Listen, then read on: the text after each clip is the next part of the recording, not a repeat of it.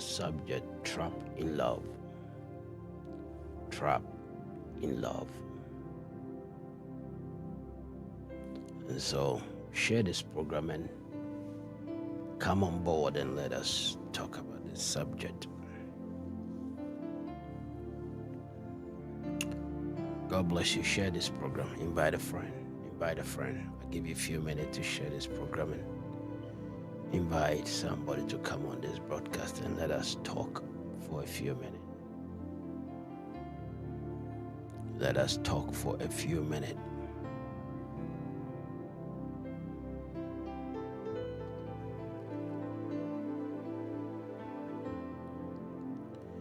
Let me read a scripture, then we start this discussion here. I want to read a scripture. 1 Samuel chapter 14, verse number 49. 1 Samuel chapter number 14, verse 49. It reads, the sons of Saul were Jonathan, Joshua, Malchishua, and the names of his two daughters were these.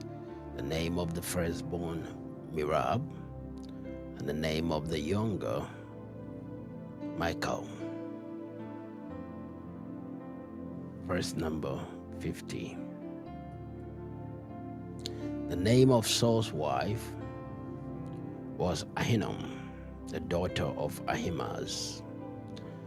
And the name of the commander of his army was Abner, the son of Ner, Saul's uncle.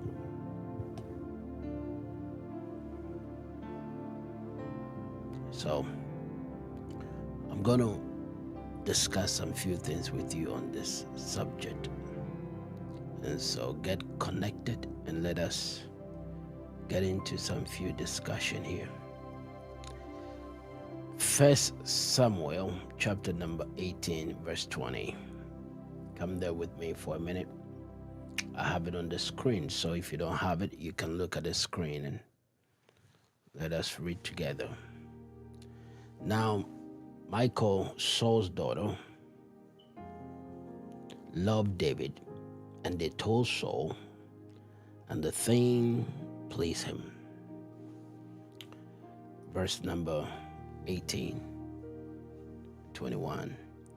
So Saul said, I will give her to him that she may be a snare to him, and that the hand of the Philistines may be against him.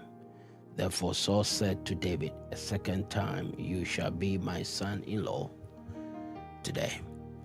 We see the intentions behind Saul giving his daughter to David so that she will be a trap to David, to destroy David.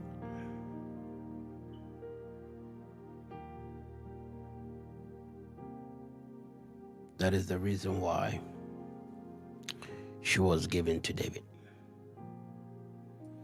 She was given to David not because with good intention, but she was given to David so that she would trap David, to destroy David.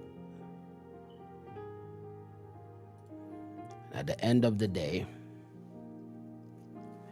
it didn't go the way Saul wanted it to go.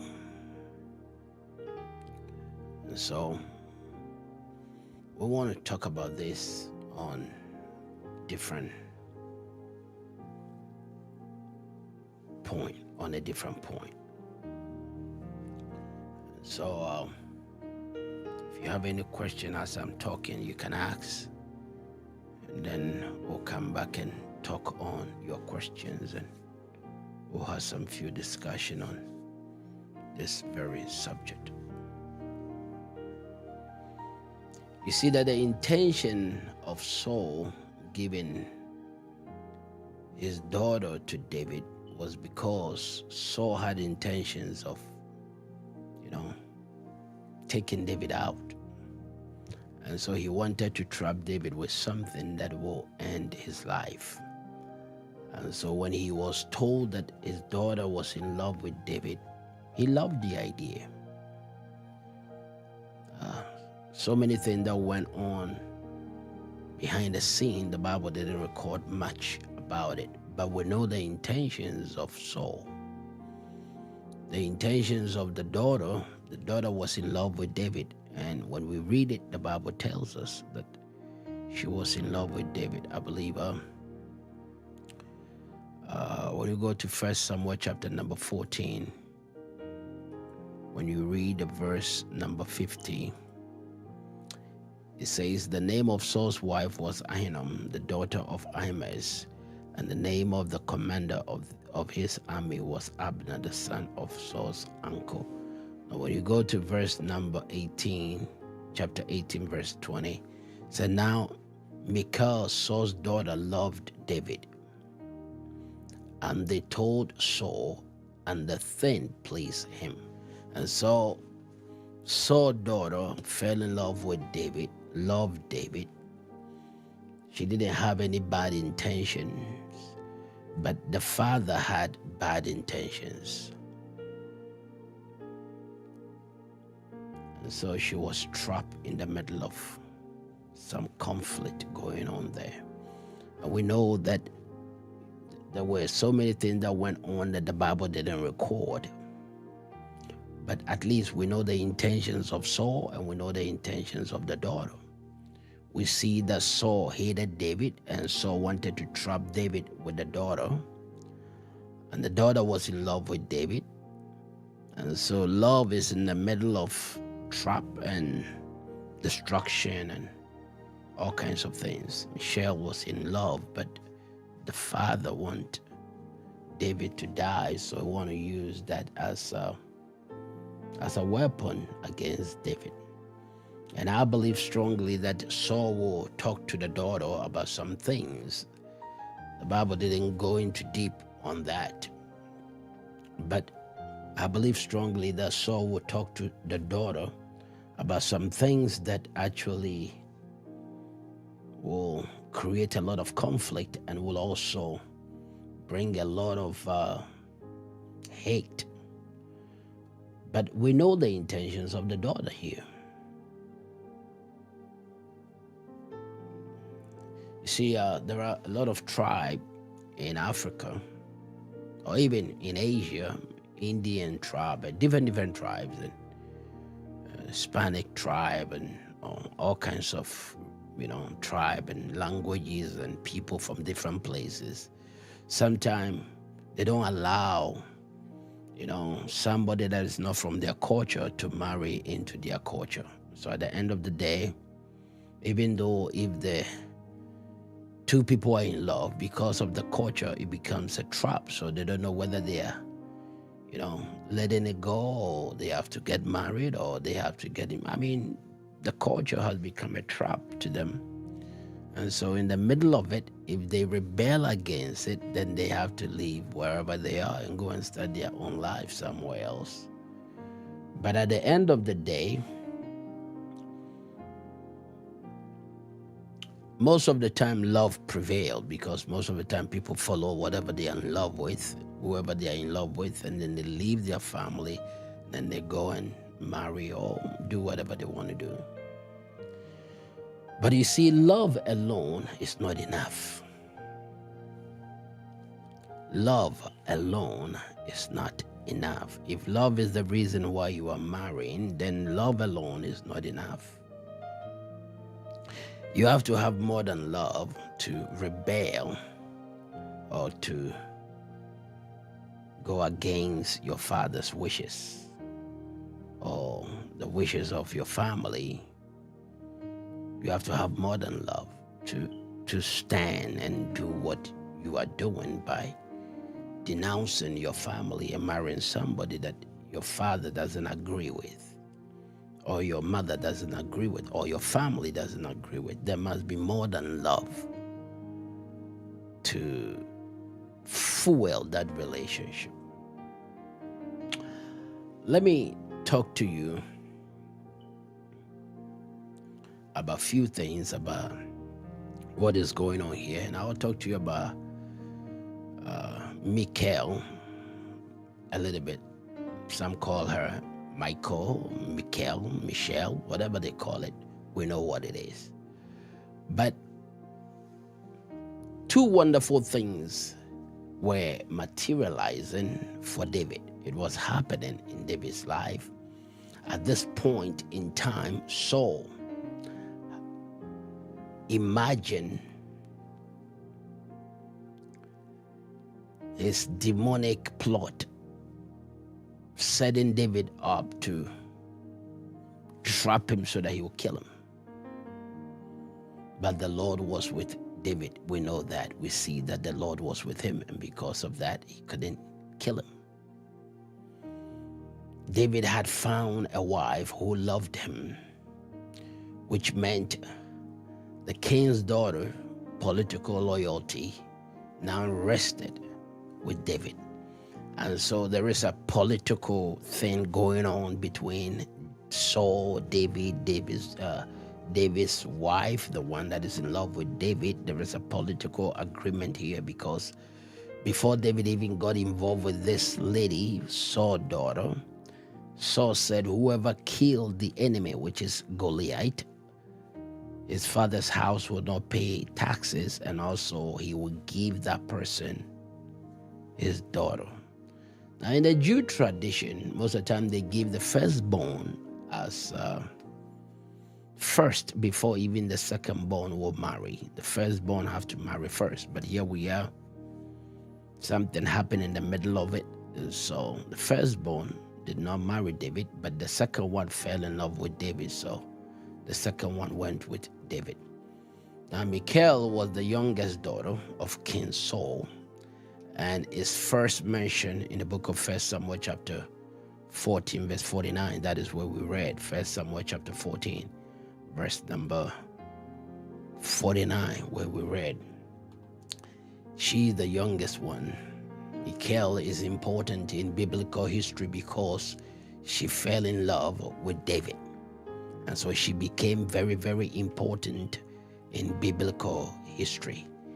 Even though her older sister Merab had been promised to David as a wife, as a prize for killing Saul's enemy in the book of 1 Samuel chapter 18, verse 17. Come there with me for a minute, because I want you to get the background story for a minute. Then we can get on with the story. I want you to get the full story, so that when you are asking something, you will not deviate from the question, or you will not deviate from whatever you are asking. You will stay on the point. Now, in the book of 1 Samuel chapter 18, verse 17, then Saul said to David, here is my daughter, my older daughter, Merab. I will give her to you as a wife. Only be valiant for me and fight the Lord's battles. For Saul thought, let my hand not be against him, but let the hand of the Philistine be against him. So in other words, Saul didn't want to kill David. So he said, I'm going to give you my daughter. If you defeat the enemy, I'll give you my daughter. But he promised the firstborn. For some reason, the Bible didn't explain much, but we see here that David did not marry the first one, and the first one did not fall in love with David, but the second one married David and fell in love with David. Now notice here that the people that sometimes you fall in love with can also sometimes turn to be your worst enemy in this life. Sometimes people ask, but why? I don't have explanation for that. But I can give you some background of some things that happen and why these things happen. Seeing that his younger daughter, Michal, loved David, Saul considered her a way to ensnare the future king. So here we are, we see Saul's youngest daughter in love with David, and Saul hate David because of David killing Goliath, and the women were praising David, and Saul became angry because the whole land were praising David. And here we see Saul turning around to hate David and to kill David and pursuing David and doing all kinds of things, turning everybody against David because of jealousy. Now, Saul agreed to give her daughter, or give to David as a prize for another attack against the Philistines. Now you see that David has defeated Goliath. Now David has to enter into another battle with the king that he fight for, work for. He took away the shame of Israel. Something that Saul couldn't do, David did it. But here we are, we see Saul turning around to hate David so bad that now he want to kill him. Saul hoped that David will be killed in attack. But all his wishes did not come to pass. One thing about being with God is people don't understand, and people don't really sometimes realize the power that is involved here when God calls somebody.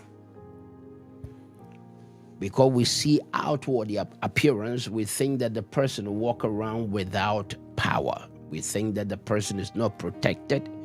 If we can touch him physical, then we think we can harm him. But let me tell you, if the hand of God is upon somebody, you touch him, you touch God, you are in trouble. And not only that, God protect him from every trouble and from every affliction, from every problem he goes through, because the hand of the Lord is upon that person.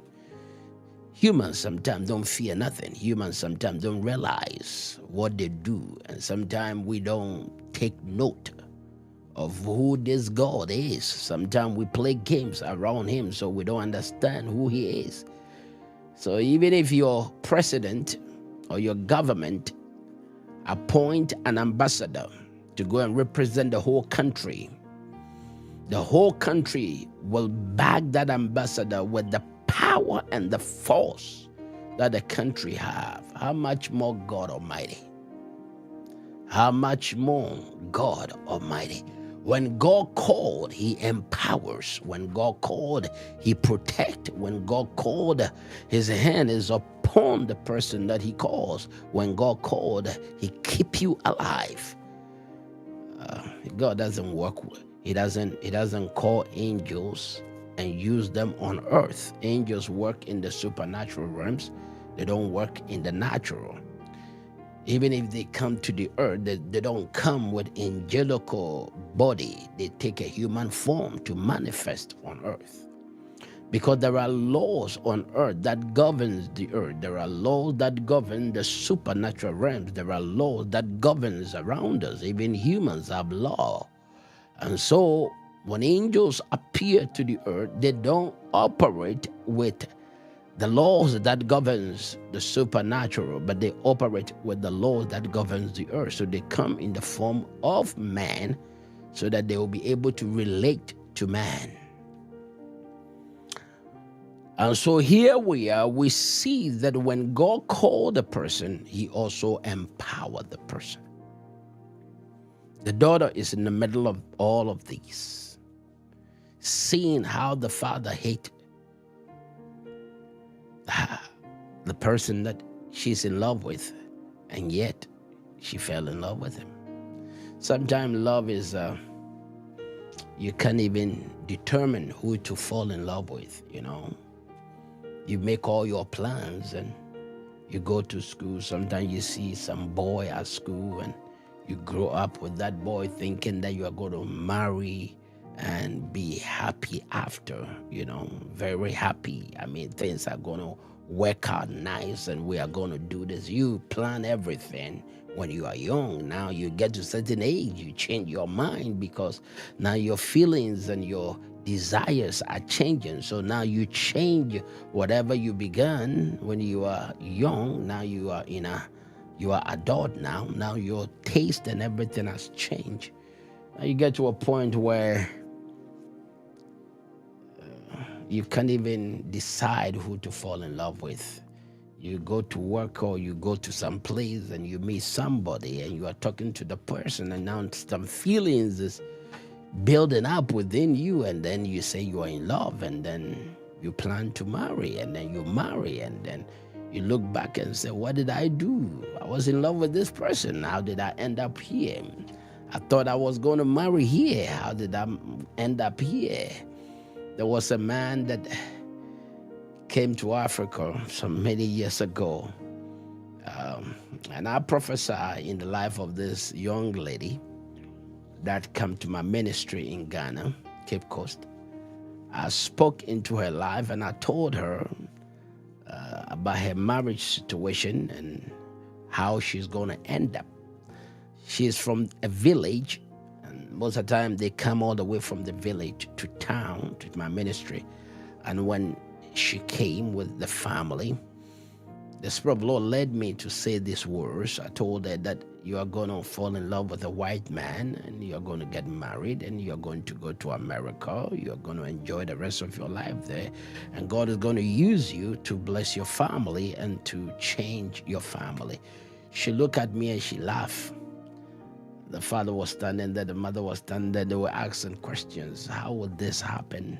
I said, I don't know. I just said what God revealed to me. I'm just a messenger. I can explain something that sometimes God revealed to me. Sometimes I can't explain it. I just say what I hear. I say what I see. I say what the Lord is speaking to me. And after some years, a man came. A contractor was hired to come and do some roads where she lived in that village. And this contractor, in the night, think he went out to buy something. And in the middle of the road, he was driving back to his hotel. And this lady was crossing the street. And his car hit the lady, and the lady fell. It was dark. And the lady couldn't talk, so he took the lady to the hospital, took care of everything, stayed with the lady till morning. And whilst he was in the hospital with the lady, he fell in love. Isn't that amazing? As he was in the hospital, taking care of the lady or waiting for the lady to be well, looking at the lady at the hospital, he fell in love. And went and talked to the family after some time and married this village lady that doesn't even speak English. Married her. Now he has to start teaching the lady how to speak English. So somebody will interpret whatever he says, and gradually took the lady to school, taught her how to speak English, and brought the lady to America. They got married, and the rest is history. But I want you to understand the power of love and how we get trapped in the middle of it. And at the end of the day, it becomes a snare to those who are trapped in it. This love that we talk about, everybody fall in love, then they get married. Pastor fall in love. The priest fall in love. The president fall in love. The king fall in love. The businessman fall in love. The worker fall in love. The slave fall in love. The master fall in love. Everybody fall in love. It's a feeling that God put there within us. But again, love alone is not enough. Love alone is not enough to establish marriage. You can fall in love from heaven to hell, from hell to up.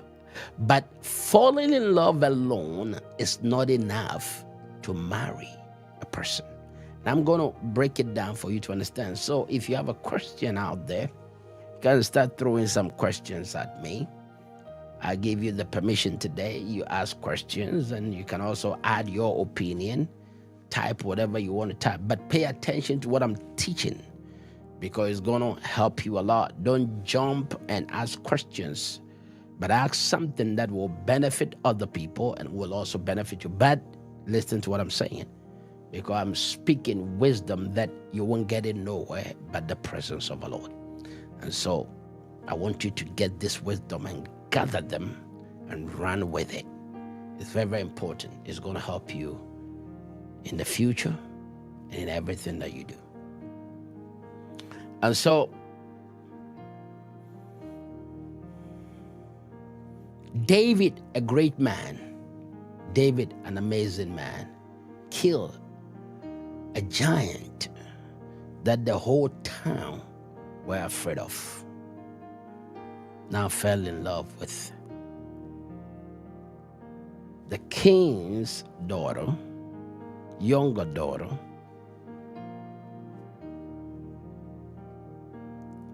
She fell in love with David. She was given to David. They got married.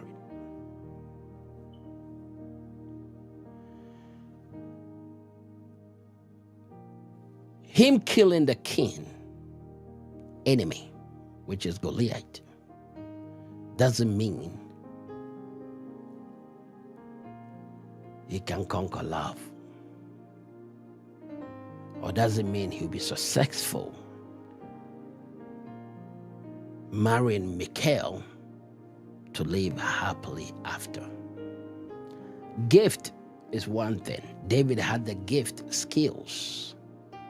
Love is feelings. It had nothing to do with your skills. You develop it within you. It's another thing.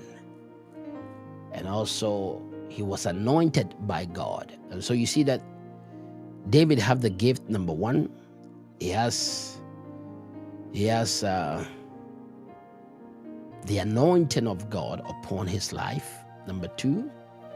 And then there are prophecies that has been spoken on David that he's going to be a king. And Michal also is in love with David. And so with all of these, you see that David is in the middle of it. Saul is in the middle of it. Michal is in the middle of it. Now, what do we do with this? And so, David, a great man of God, is in the middle of this. Somebody is in love with him. What do? Anointed, skillful. Somebody fall in love with you. And the love that the person has fell with David, there is a trap behind it. It's not coming from Michal, but it's coming from the father. And most of the time in those days, even now, fathers have more power or authority or more influence on their children. So there were background, things going on between the father and the daughter. I believe some of them were negative, and we saw that. And at the end of the day, we see that the woman that is in love with David now changing to become something else. Love is a good thing. The Bible describes the love of God as agape. Agape love means unconditional love. It's another level of love. This is the love that covers sin. This is the love that protect and give to man. This is the love that strengthen man and give mercy and compassion. This is the love that God loved us with.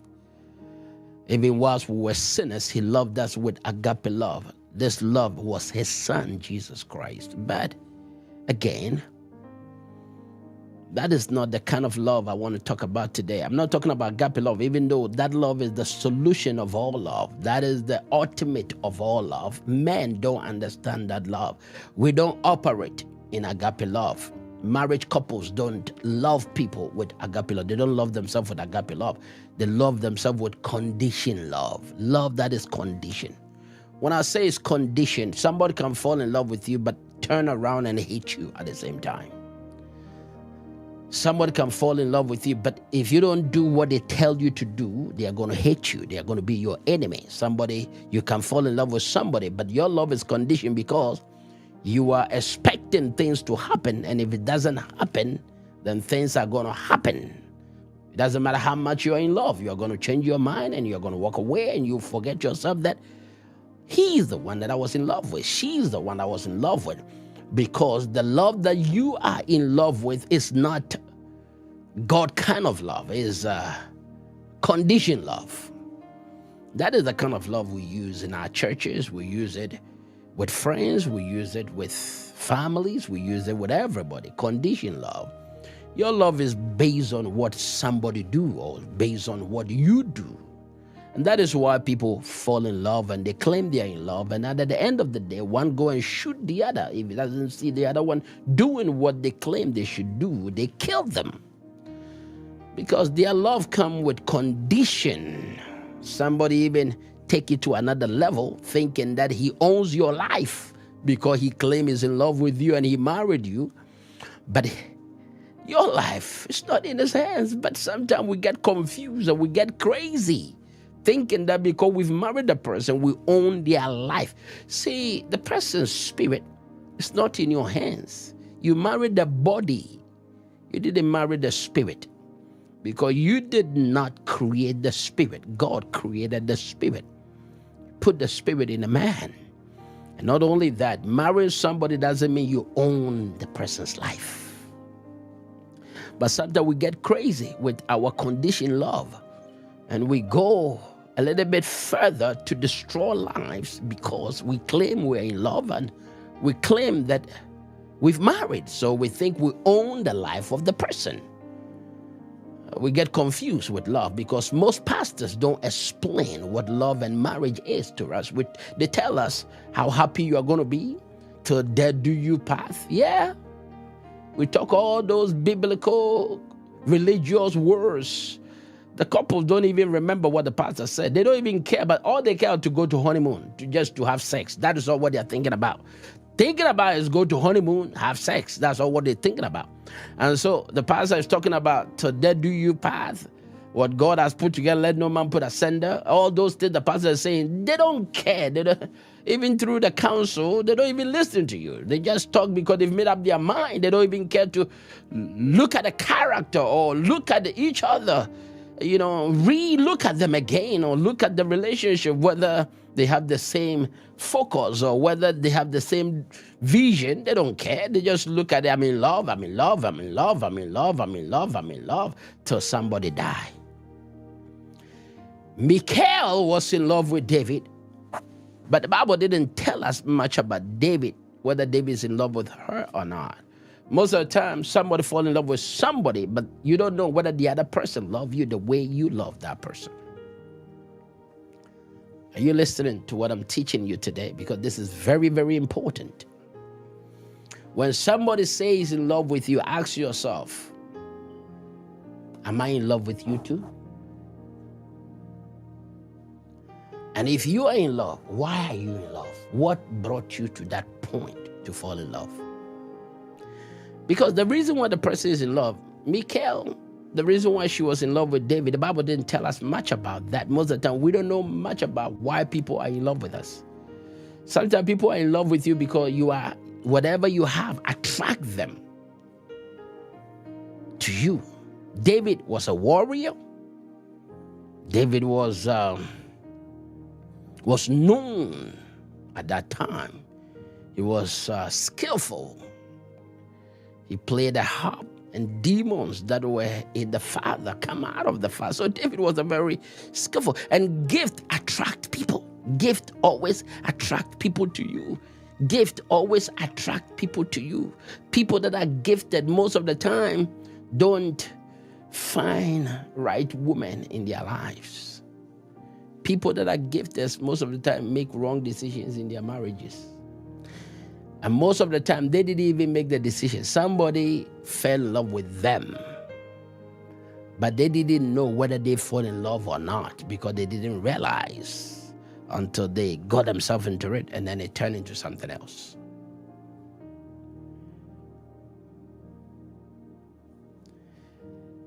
David, however, succeeded in defeating the Philistines, and Michal was given to him as a wife.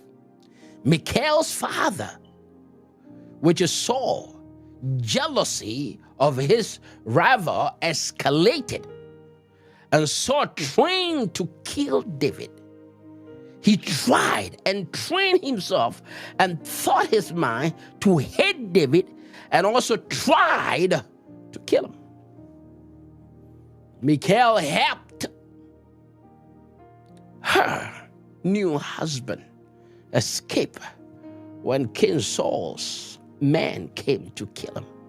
Come with me to, let's go to 1 Samuel chapter 19. Let's look at something there for a minute. Again, if you have a question, you can start asking your question. But again, follow the teaching. Let's go to verse number, chapter number, 2 Samuel chapter number 10, rather. 2 Samuel chapter number 10. Let's start from verse number, chapter 10. Yeah, chapter number 10. Let's start from verse number 7. And let's work our way down a little bit. 2 Samuel chapter number 10.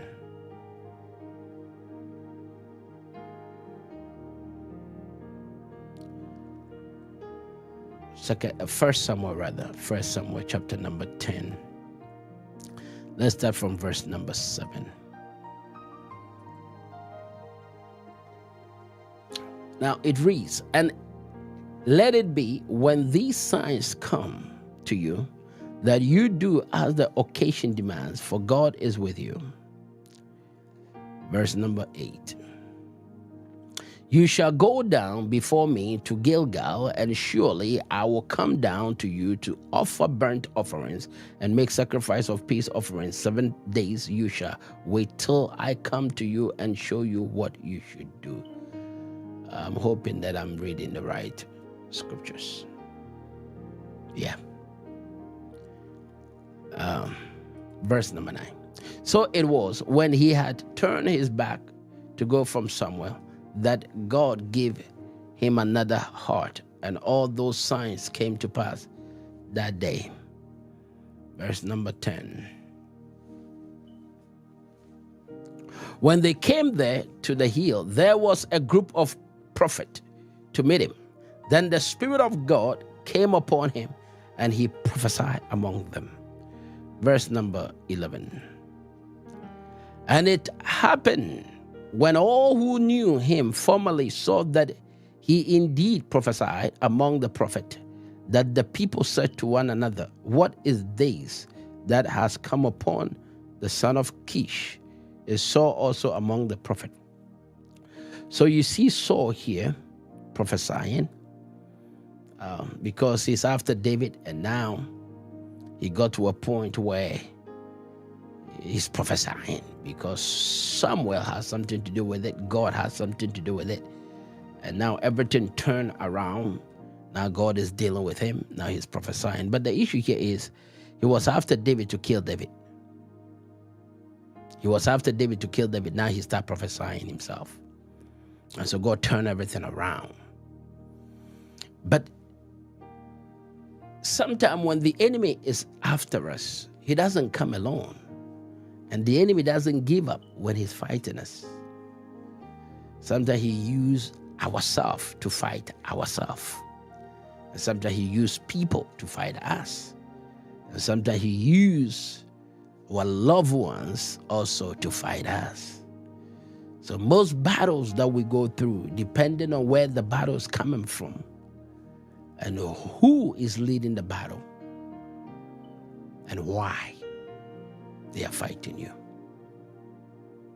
You have to sometimes think about all these things. Love can be used as a weapon against you. For reasons we are not told, Saul later gave Michal to another man, son of Lash, while David was running for his life. Years later, when Saul was dead and David was preparing to step into his rightful position as king, he ordered that Michal be taken from Pelti and brought back to him.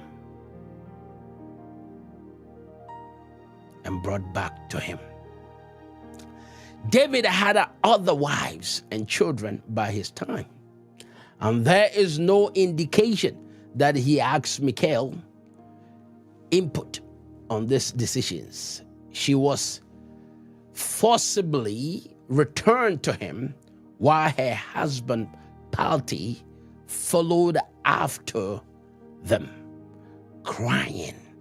In the book of 2 Samuel chapter 3 verse 14 to 16, you see that Michal married somebody else, and now David forced to bring Michal back to David. But Michal was in love with David before, but because of what was going on, something happened in the middle of it. Let's go to 2 Samuel chapter number 3 verse 14. Follow me carefully, because this is going to help you a lot. If you are in love, or if you are believing God to marry, or you are believing God to understand some things about love, I want you to pay attention to what I'm teaching, because it's going to save you tomorrow. It's going to save you from some dangerous decisions, some dangerous men, and some dangerous women in the future, if you can pay attention to what I'm teaching today. Look at what it says. So David sent messengers to Ashbosheth, Saul's son, saying, give me my wife Michal, whom I betrothed to myself for 100 foreskins of the Philistines. And so Saul gave Michal to David, but because Saul was after David, David ran away from the house. And so when he came back again, Michal is married to somebody else. And so now David have to force to bring his wife back to himself again. But notice here, I told you that love is not enough to marry somebody. This is a woman that says she's in love with David. Now David, his father is after David, and now David ran away to go and save his life. Now, before David came back, Michal is married to another man. And now David has to force to bring Michal back home again, to be his wife again. But the issue here is, sometimes the same people that you are in love with, or they are in love with you, changes. Situations happen, people make decisions, people change their minds. Whether you like it or not, people are people. Sometimes when they are going through trouble, they claim they are in love. But when they get out of the trouble, they see a lot of fish in the ocean. And so now they have to make a new decision. So follow me carefully. Verse number 5. And Ishbosheth sent and took her from her husband, from Peltiel, the son of Lash. Verse number 16. Look at what it says. Then her husband went along with her to Baharim, weeping behind her. So Abner said to him, go return. And he returned. You see that?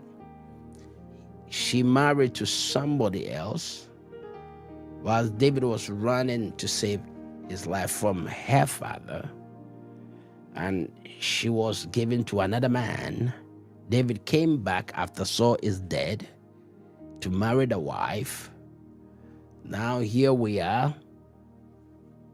David have to force to bring the wife back home, but the husband weep, cry, because maybe he too is in love with the wife. Why are you taking my wife from me? But remember, Michal loved David the first time. Don't forget that. I'll come to that in a minute. So pay attention to what I'm teaching today. This act seemed to have destroyed whatever love Michal had once felt for David. Because the next time we see her, she said caustically, critically of David when he dances before the Lord.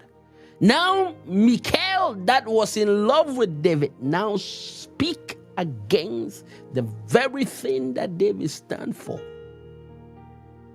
Speak against it.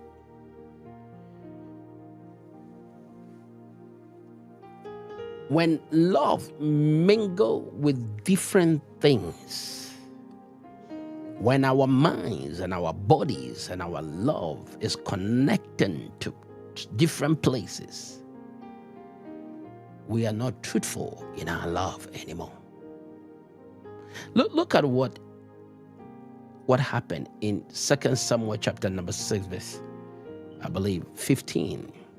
So David and all the house of Israel brought up the ark of the Lord with shouting and with the sound of the trumpet. This is the God that gave him victory before his enemies. This is the God that protected him. This is the God that brought him out of the hands of the Philistines. This is the God that kept him alive.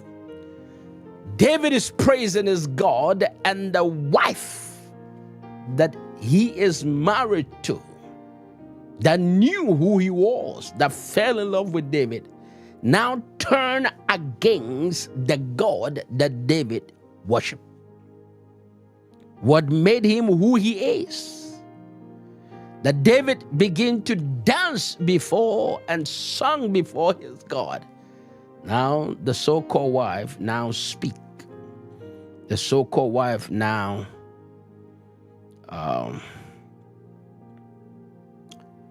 speak against the God that David served. Something happened in the middle of it, and that is where I want to bring you in a minute. Something happened in the middle of it. In the middle of it, something happened. So follow me carefully. Verse number 16.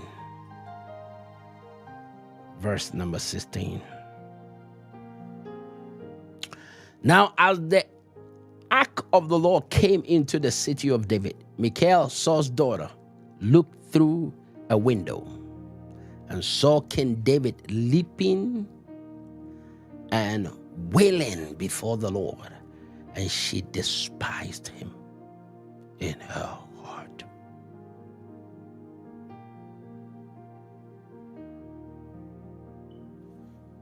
A lot of people are in love, married, but the people that they are lying on the bed with despise them.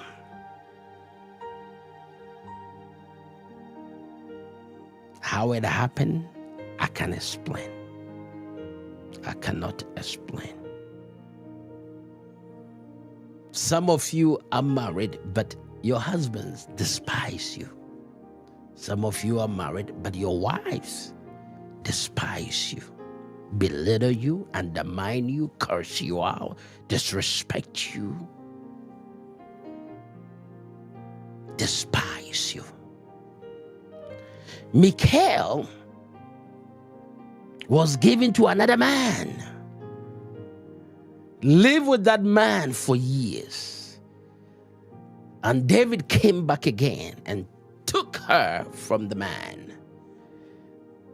His heart is divided now. Now David is a king, serving his God and ruling the land and taking care of business. Michal's heart is divided. But it was Michal that fell in love with David.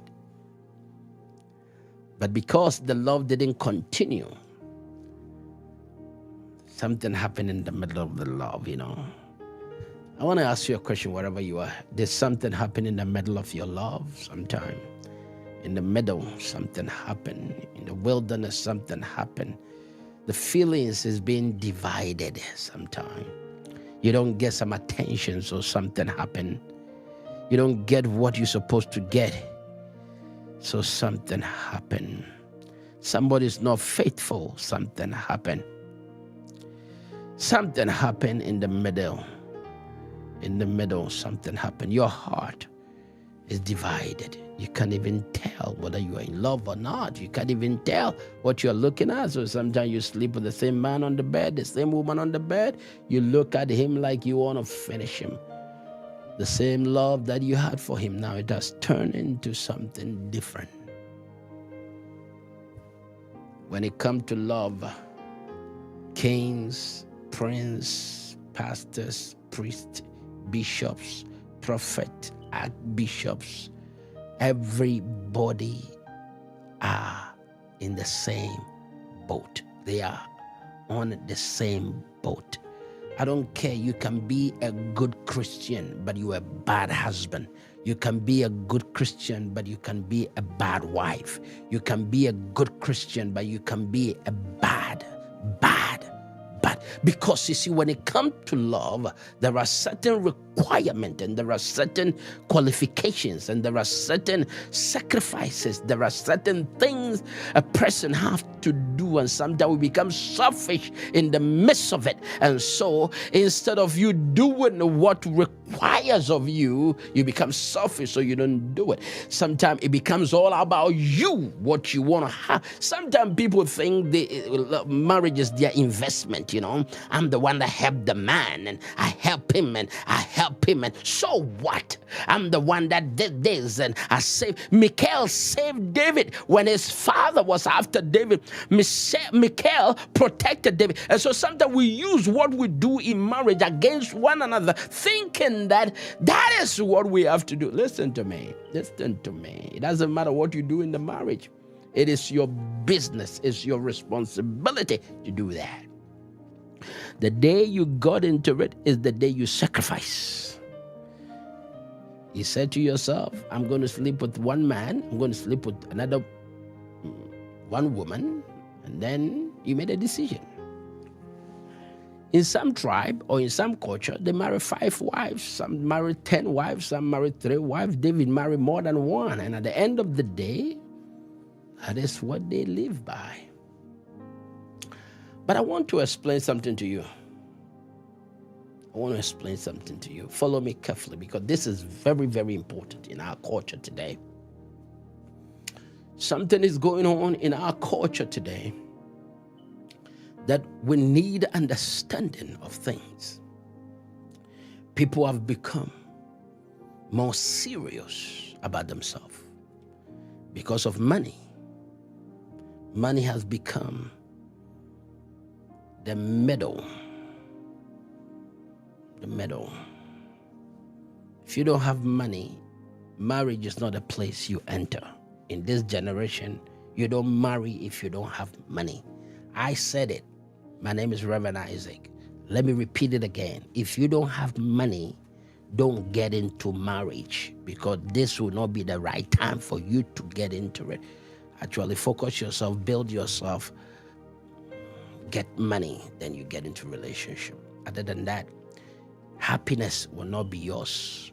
Joy will not be yours. Frustration will be part of your life. Depression will be part of your life. Disrespect will be part of your life. As a matter of fact, you will be bombarded with disrespect so much that you can't even live your life the way you want. That is what it is. This generation is different generation. In 80s and 70s, see, people fall in love and they can even go without money, The woman was sacrificed and help the man. Nowadays, it's not in there, Even if people do it, they will still use it against you. I helped you yesterday. I did this for you. I did that, and I did that. And so you have become his or her investment. So if you don't do what they want you to do, then it's time to kill you, take you out.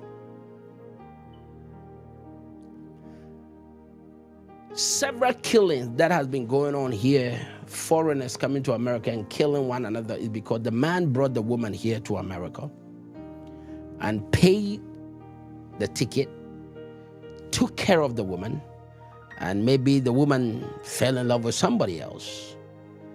And then the man said, I won't let you. I've spent a lot of money on you. I'm going to kill you. And then they take their life. Some of them also claim that, they're in love, and why should you fall in love with somebody else? And then they shoot you. It has become like people think they own your life because they are married to you. We've become too demanding because we don't understand love. Yet we talk about it, but we don't understand it. Love doesn't kill. Love doesn't destroy. Love doesn't hate. You did not understand love from the beginning. Pastor, you don't understand what they did to me. Yes, I don't have to understand. But one thing I understand is love. Love doesn't betray, and love doesn't frustrate. Love doesn't break you, and love doesn't take from you. But love empowers you. Love stands by you. Even in your mess, love still stands to fight for what is in love with. Even if you walk away from love, love will not kill you. He loves you so much that he will not even kill you because you walk away from it. That's what love is. Jesus demonstrated love on the cross of Calvary. And we cannot understand love if we don't understand what Jesus did for us. He didn't do it because we're perfect. He didn't do it because we deserve it. He didn't do it because we are all. He didn't do it because we deserve it. He did it because he is love. And that is what love is. Michal saved David from the hands of his father. But she lost David in the middle of it because the father was after David. David was running to protect his life. But when he came back again, Michal has been given to somebody else. And at the end of the day, it became rough in the house. Now David is dancing, praising his God, serving his God. And the Bible said when Michal saw David doing all these things for his God and expecting David to do it for her, she's not getting the way David is falling in love with his God. The Bible says, and she despised him in her heart. We say love with our mouth, but we don't know what goes on in our heart.